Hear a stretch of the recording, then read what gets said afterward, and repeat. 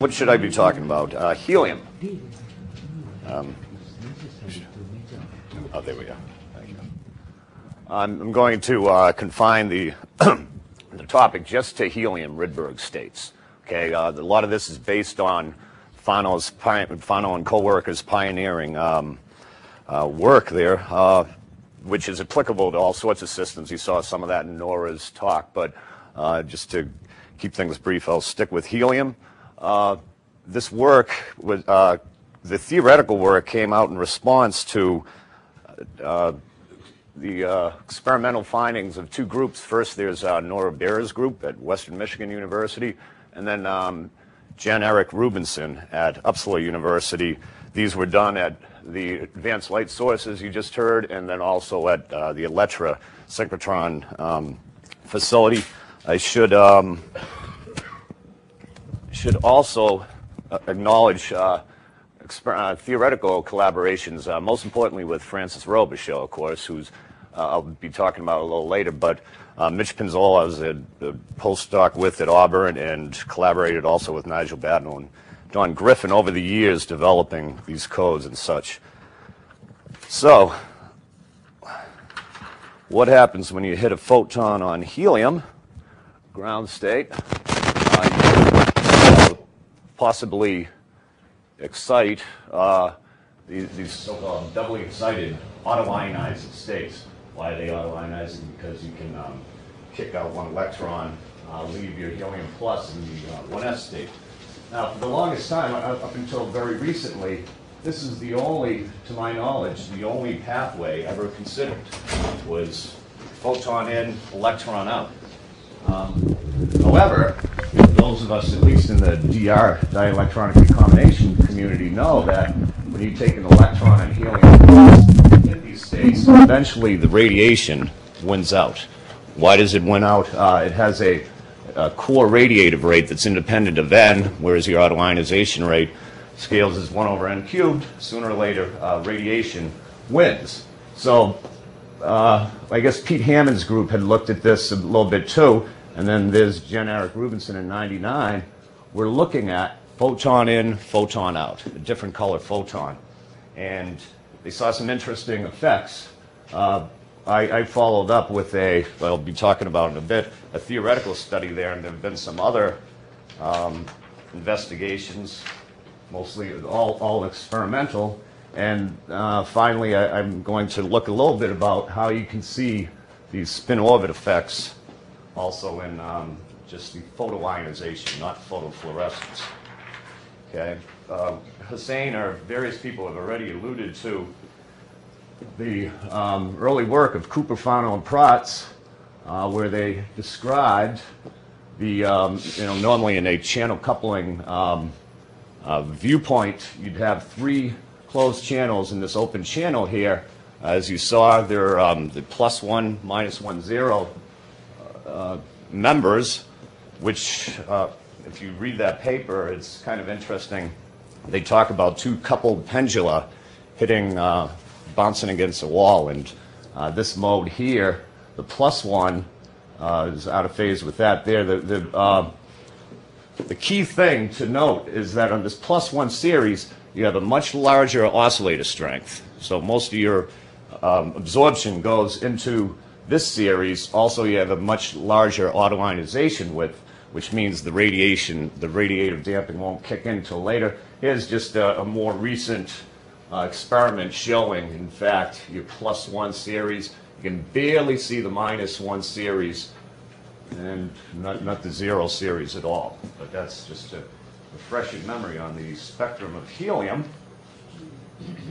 Now, as I said, the work that I did was in response to this investigation by Jan Erik Rubinson and co-workers, where here's your photofluorescence signal down here.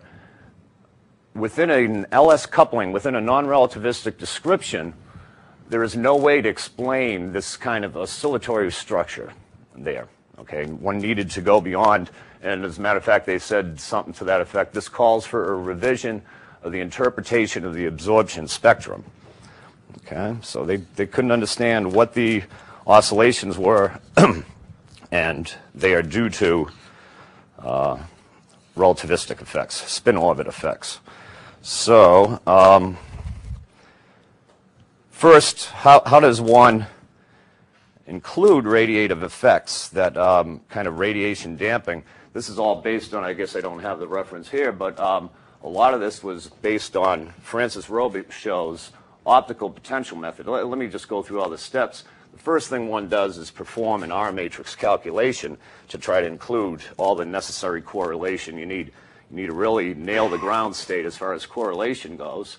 So that's a big part of the calculation. But then we rely on a kind of MQDT formalism that you've heard about a little bit already, where you produce these unphysical S matrices and you reduce them. Now I put here the effective quantum number because that's going to play a role in two different ways. One is when we put in the optical potential, we shift the effective quantum number into the complex plane, and that your loss of flux will give you your radiation, your photofluorescence cross-section, if you like. Now, if this is all you do, if you don't include any spin-orbit effects, you can show that your three series are reduced to an incoherent sum of terms that have a Lorentzian profile, branching ratio, and then your absorption cross-section, if you like. So what if you neglect spin-orbit effects and compute a photofluorescence cross-section?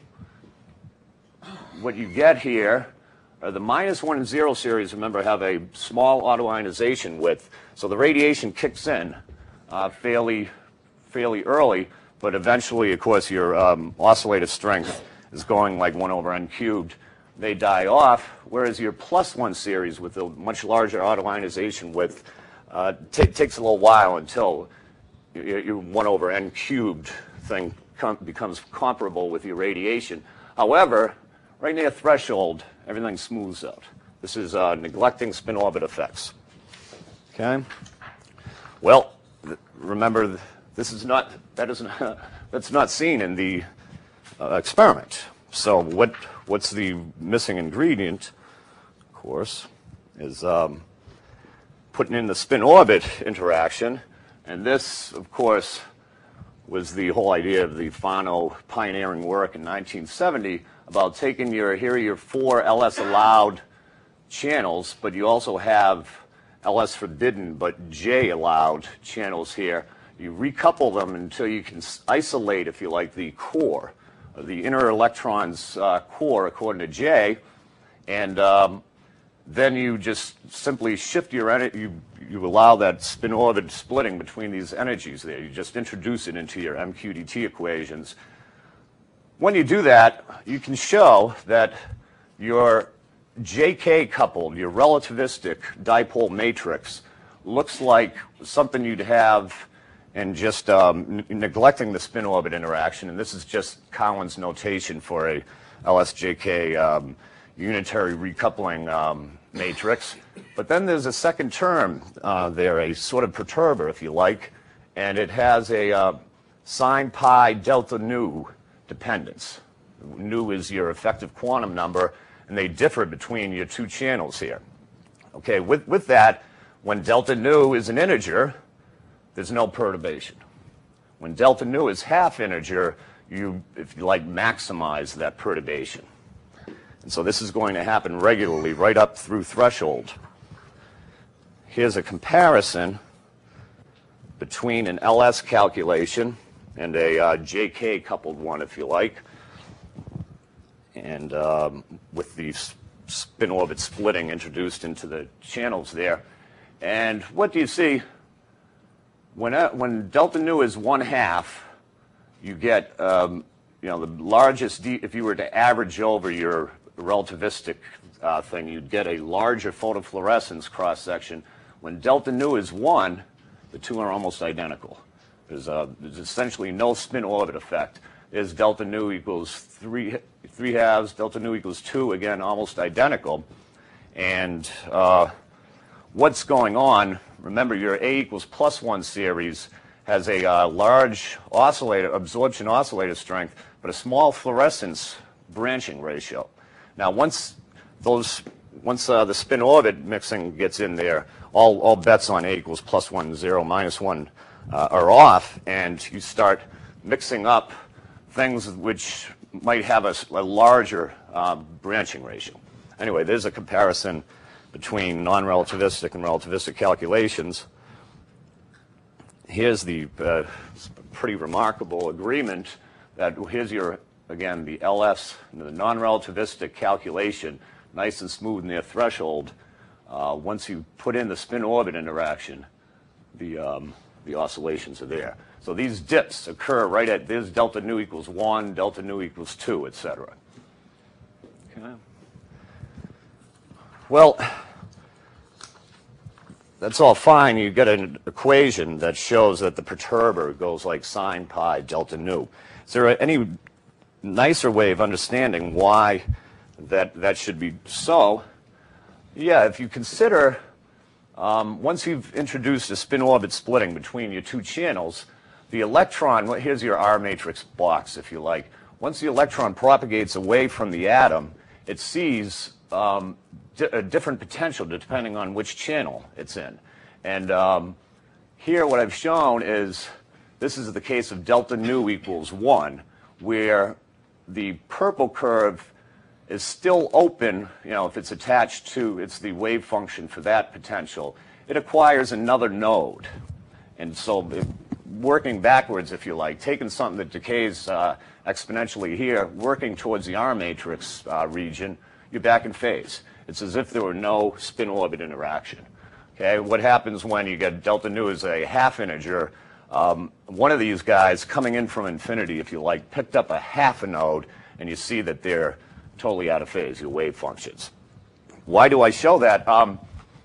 This explanation is crucial for understanding the electric field effects, which I'll get to at the very end here. Something similar is happening with an electric field. You'll see these types of oscillations. Okay, but first, I'd like to talk about this work with Nora's group, and it was really the inspiration of Aunt Will's, on seeing if spin-orbit effects can be measured in photoionization, not photofluorescence. Okay, just as a quick reminder, your angular, your differential cross-section is a function of angle. It has both a monopole and a quadrupole moment. The ratio of those two is the so-called angular distribution parameter beta. Now, we had capitalized on this type of, you know, when beta is 2, you get a beta is 2, you get a cosine squared theta type of distribution. Beta is -1, you get a sine squared. Back in '98, we had looked at photoionization excitation of neon, where this is a, I should have FANO and Dill up here. This is a parity, where is it? Parity forbidden excitation to this beta equals -1. All right, and therefore the idea was, well, if you're looking for higher order effects, such as spin-orbit effects, why not look somewhere where, look at theta equals 0 degrees, where you're not supposed to see these any signal. And so the spin-forbidden channel excitation gave rise to a beta of not -1. And so we were able to see these spin-orbit effects. The same thing was done here now with photoionization of helium. However, here the spin-allowed excitation is a cosine squared theta type distribution. Spin-forbidden is a sine squared theta. So look at 90 degrees and maybe you'll see something. Well, here's the experiment done at the ALS.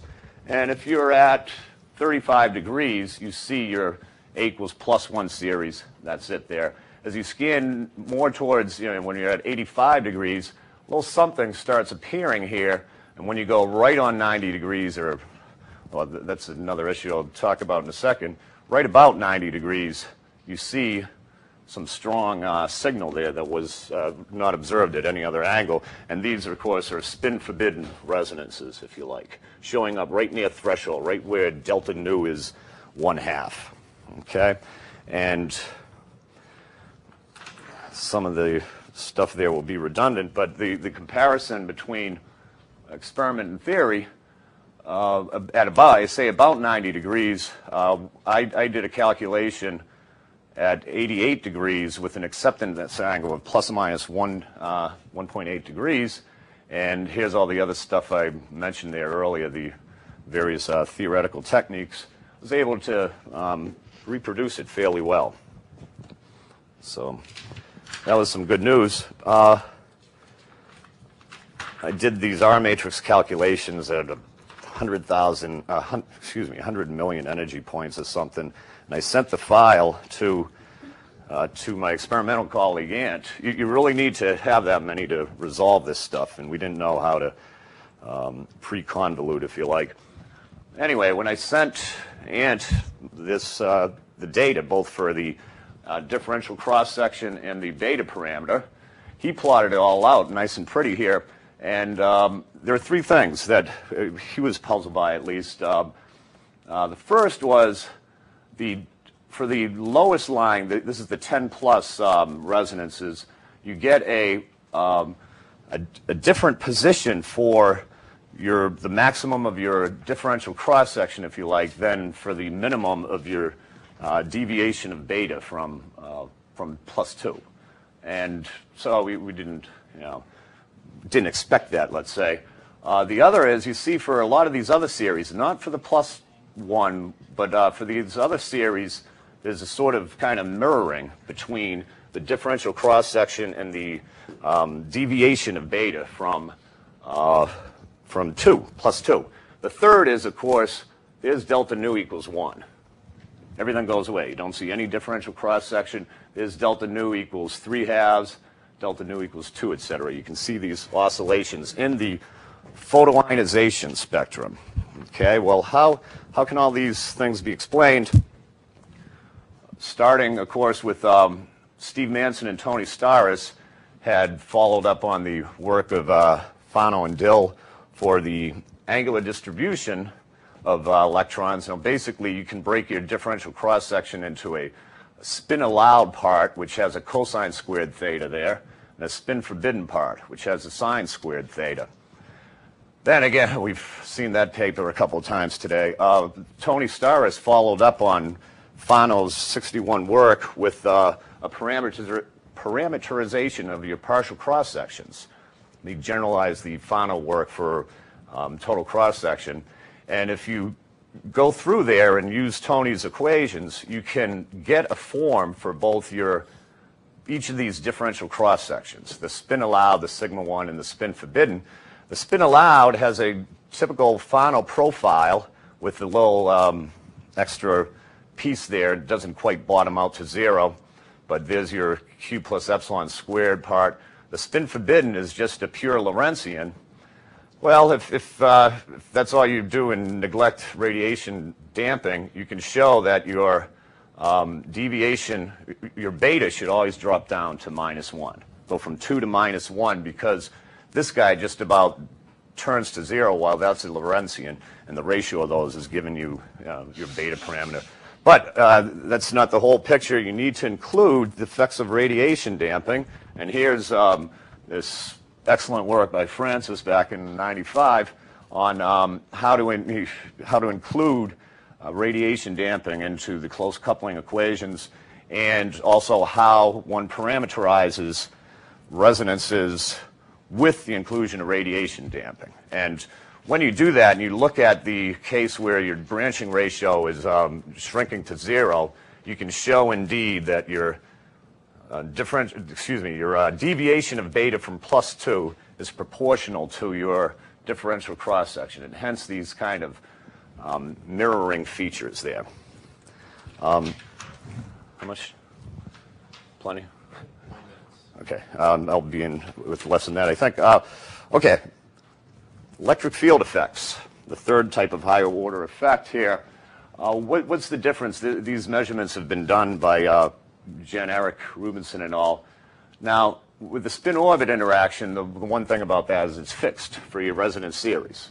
Okay? With an electric field, you can ramp through your strength there, And what that does, you can start mixing parity allowed, parity forbidden states, various J values, total angular momentum values, and this is a little more than in progress, but the key point here, and I'm not mentioning all the people I should, but Chris Green and Darrell Armstrong, Francis Robichaud and John Shaw, David Harmon, all had followed up in this earlier FANO idea of transforming from spherical to parabolic coordinates.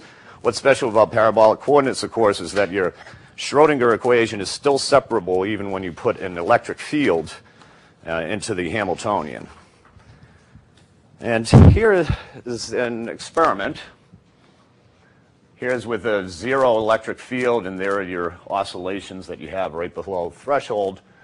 I guess the main feature, well, you see some resonances starting to get stronger as the electric field is turned on. You're mixing weak, those resonances that have a weak capture with a strong branching ratio, vice versa. The most interesting thing here, I think, are these oscillations. Okay. First, I did a calculation. Now, this is including all this frame transformation stuff in spherical to parabolic coordinates. It was actually, again, based on this David Harmon kind of stuff that, and Francis had written a nice outer region code to incorporate, to do this transformation. It uses the WKB method. Well, here are those values for the electric field that you saw in that previous experimental slide. And lo and behold, we were able to get these same oscillatory features. Raise it up. Okay. Why is that? Where do these come from? It's a lot like the spin-orbit interaction. What you have is, it's going to take me a second. You now transform from an NLM type of ket, if you like, to an NN1M classification of parabolic states. So you can have two states with different N and different N1 that are still turn out to be degenerate. I really should have had a nice little picture of this, which I'm sorry I don't have. But it's, just for instance, you could take an N equals 10, L equals 5, or L equals 1 state, and it would look in the origin just like an N equals 11, L equal, I should have said not L, N1. N equals 10, N1 equals 1 would be exactly degenerate with N equals 11, N1 equals 0. And the two orbitals look identical by the time you propagate back in towards the R matrix, and hence and it occurs at a regular spacing there, and hence the diminishing of the photofluorescence cross section almost to 0 at those points. I know I was a little sketchy there, but I guess I'm just about done. I have a couple of comparisons, other comparisons of theory and experiment. I don't know if this is easy to understand or not. The experiment has a lot more blue, which I'm envious of, but of course I can only go up to 65.38 EV. And here's another little point here. This is based on a WKB treatment of your outer region solutions. Remember your potential, you have a 1 over R, then an ER cosine theta. There's a barrier, there's a maximum of that potential in the downfield direction. Beyond that, this WKB approximation breaks down. So as you ramp up the electric field, the WKB treatment is really nonsensical, if you like. So anyway, there are some similarities there, but as I say, this is still work in progress, unpublished work. I'd just like to say a couple of quick things here in regard to Professor Ugo Fano. I did my PhD work with Dave Norcross, whose advisor was Mike Seaton, and I had been brought up on the that whole the Belfast R matrix or whatever method of, let's kill the close coupling equation. Let's solve it in all its gory detail. When I was finishing up my thesis, Chris Green came on board, as a prof at Gila and University of Colorado, started introducing me to some of these ideas. Then when I was a postdoc at Auburn University, Francis came on board as a prof there, and as you can maybe tell, we've had a lot of close collaborations. He taught me a lot of these techniques, if you like. There are two real strong points that I see out of these ideas of Ugo Fano. The first, from a very practical point of view, is I get paid by NASA to compute a lot of different cross-sections, DR ones. And by using this MQDT frame transformation type of method, you're able to do a calculation that's just as accurate as if you did it in all its gory detail. At 100,000 energy points or something, you do it in a few hours on a desktop Linux box versus 10,000 hours on a supercomputer or something like that. So it's got a very practical thing there. But hopefully what I've shown as well is that it offers you some insight into the problem, such as this delta nu equals 1/2, 1, etc. And I think that's what Professor Fano was all about, and I'm just honored to be invited to speak in his behalf for whatever symposium.